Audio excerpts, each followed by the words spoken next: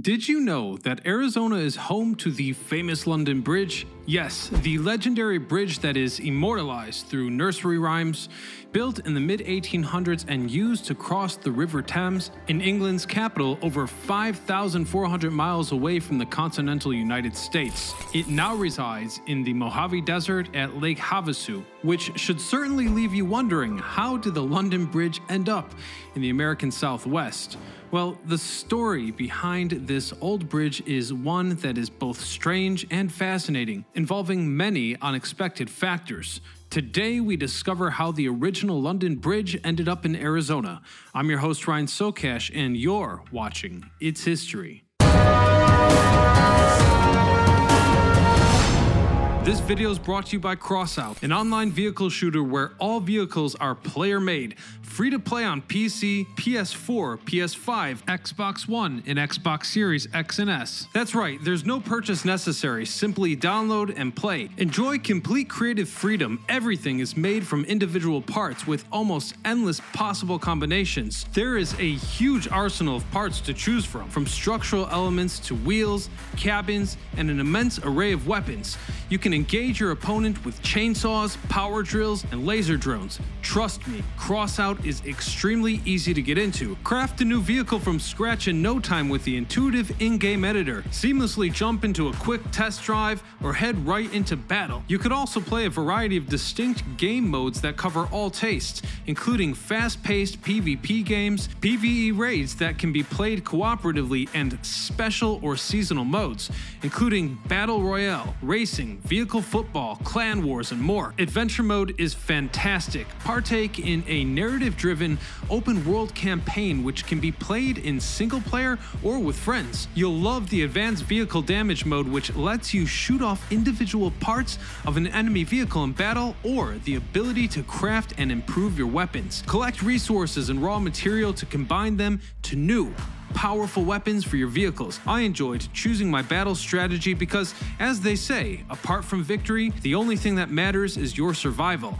And honestly, with the autocannon, which was my favorite feature, you'll have a fighting chance. The dynamic damage system feature enchanted me. You won't believe how strongly it enhances the game. Perhaps the only thing that could make Crossout any better would be playing it side by side with its history viewers. And since it's free to play on PC, PlayStation, and Xbox, you should join me. If you register by following my link in the description, you'll get a special bonus such as the unique pixel paint, as well as the choice between a selection of 3 weapons and a powerful vehicle cabin. So sign up and register now. No ifs, no maybes.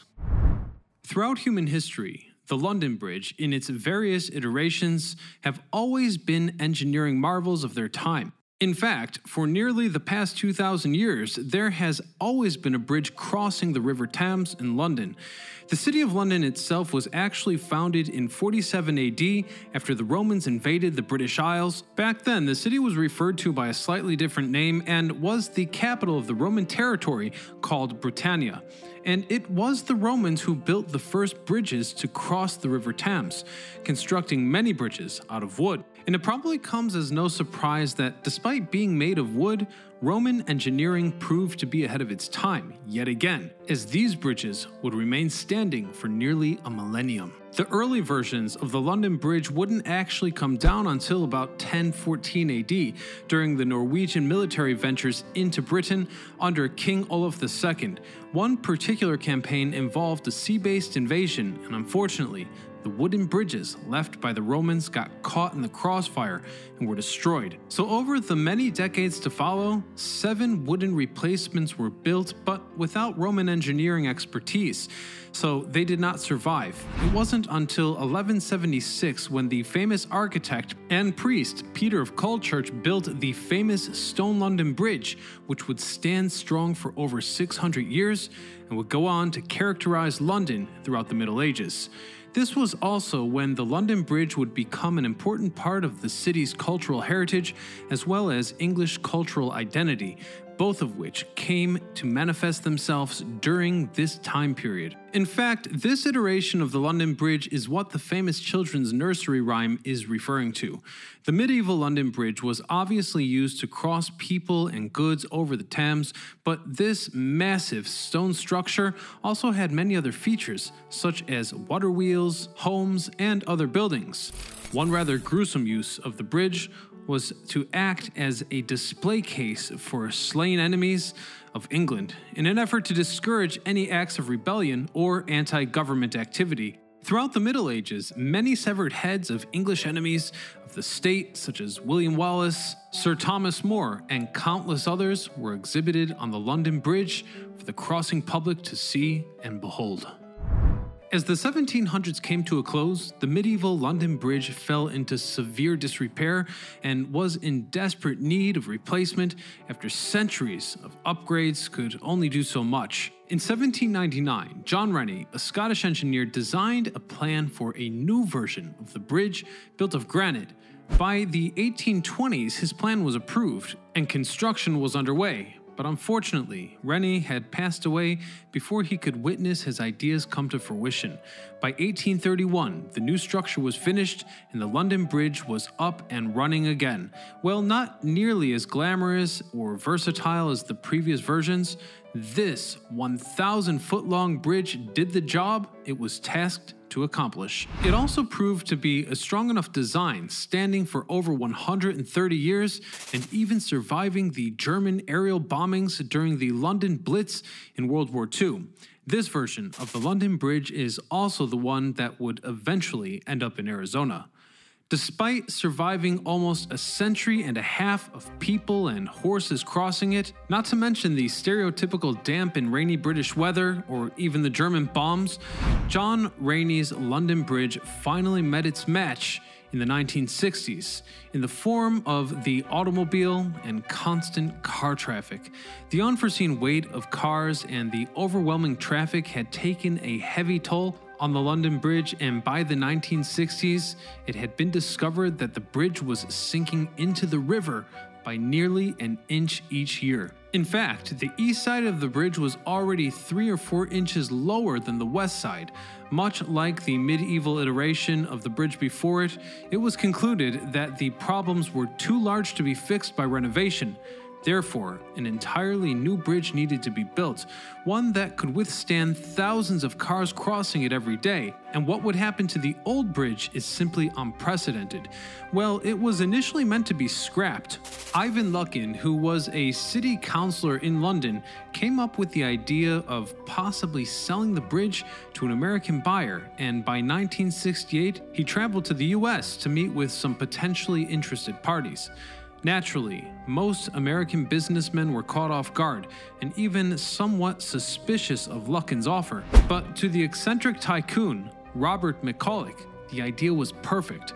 McCulloch was an industrialist from Missouri who built his fortune worth millions of dollars on several oil and motor companies. He was also an innovative inventor who operated mostly out of Arizona after moving his business there. Like many men throughout history who were creative enough to build business empires like this, McCulloch was known for being sort of a silly and unpredictable character.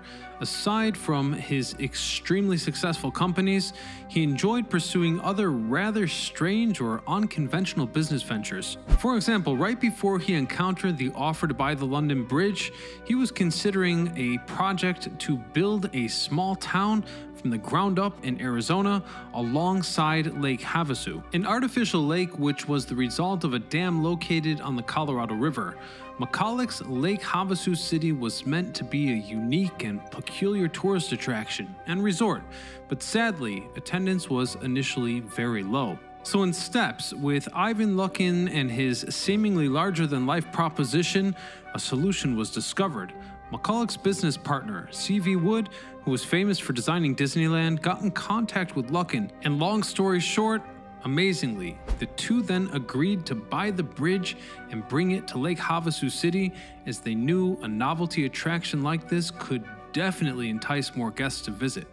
Well, the London Bridge was seemingly what McCulloch needed to breathe life into his tourist city. He was hilariously quoted saying that he would have bought the bridge anyway, just for the simple, ridiculous, and amusing nature of seeing the London Bridge in Arizona's desert. But before the official purchase was agreed upon, the more intricate details had to be ironed out, with the most difficult thing being the price paid to the City of London.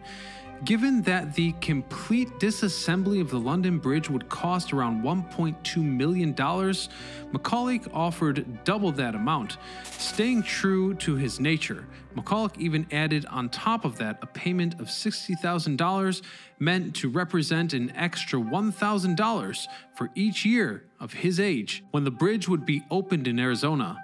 Then, by 1968, the deal was finalized and the removal of the old London Bridge began. You will not believe how complicated it was to physically move this bridge all the way to Arizona. Well, the process was certainly not easy and cost millions of dollars and several years of construction. Back in England, each granite brick was marked and cataloged so that it could correctly be put back together in the United States. Then the bridge itself was dismantled, piece by piece. Even the famous metal lampposts that were made from the melted down French cannons following Napoleon's defeat at the Battle of Waterloo in 1815 were taken apart and packaged. The 10,000-ton disassembled bridge was then loaded onto crates and sent across the Atlantic Ocean, through the Panama Canal, and up the west coast to California. From there, it was transported to Arizona. The bridge itself was placed on part of Lake Havasu, where it connected a peninsula to the coast where the majority of the community was. However, McCulloch and his new crew now encountered another problem. The reason that the London Bridge had to be replaced in London was because it could not handle the weight of cars and frequent automobile traffic. While the traffic at Lake Havasu City would not be as intense as it was in London, the bridge would still have to be strong enough to withstand the effects of modern transportation. As a result, before the bridge was reassembled, a steel reinforcement concrete frame was built for which the bridge would sit upon, giving it enough support. Construction was then underway, and the London Bridge was put back together, brick by brick. Curiously, in an effort to make sure that the bridge was used in the fullest extent possible, the peninsula that it was connected to was separated from the coast, creating an island. This way, the only method to reach the island by car was through the London Bridge in Arizona.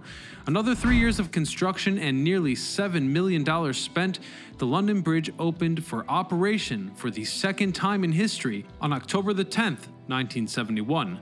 McCulloch wanted to make the bridge debut one to remember, and he orchestrated a massive and theatrical ceremony which involved other showpieces such as marching bands, firework displays, a team of skydivers, and even a few hot air balloons. At the formal dinner banquet, lobster and roast beef were served, which was reportedly the same feast that was served at the bridge's first inauguration back in 1831.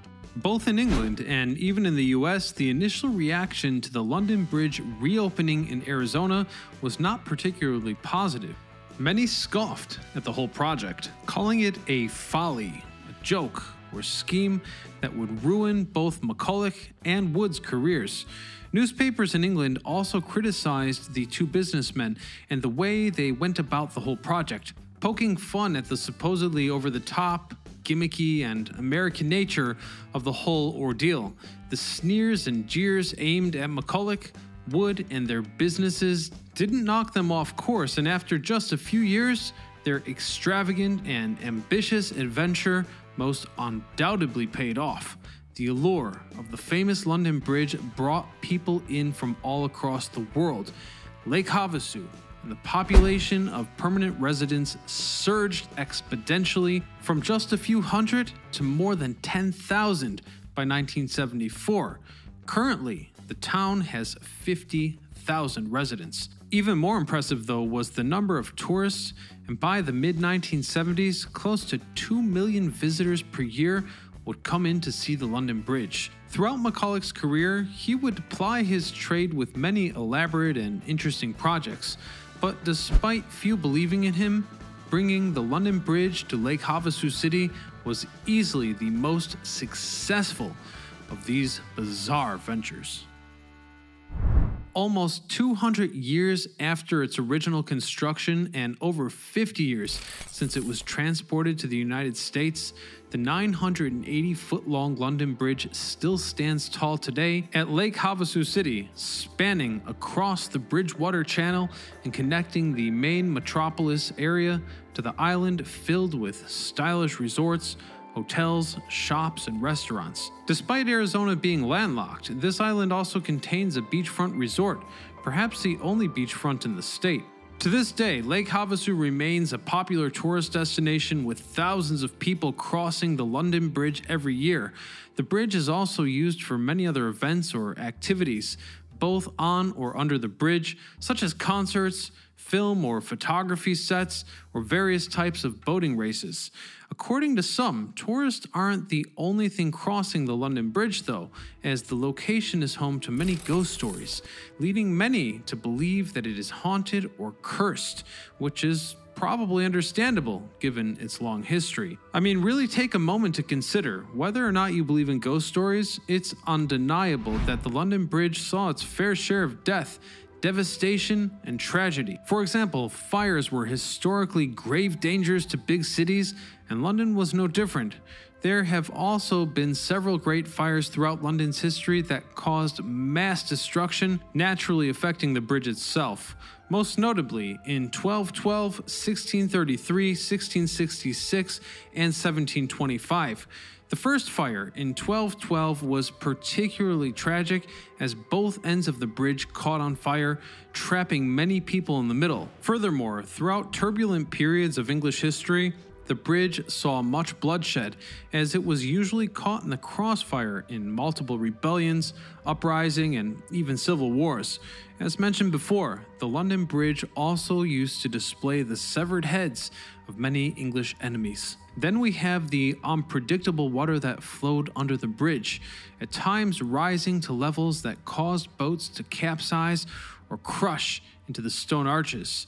As consequences of all these events, the London Bridge has been a prime location for the aforementioned ghost sightings, an occurrence that some believe continue in Arizona. From dark shadows to unexplainable sounds, some believe that the origin of haunting might come from the famous lampposts that lined the bridge, as they were made from the melted down French cannons that were captured by the British following Napoleon's defeat at the Battle of Waterloo. And it should be appreciated that the battle tactics of the era of the Napoleonic Wars placed heavy emphasis on artillery, meaning that those cannons probably killed thousands of soldiers, and as a result, those lampposts are bloodstained.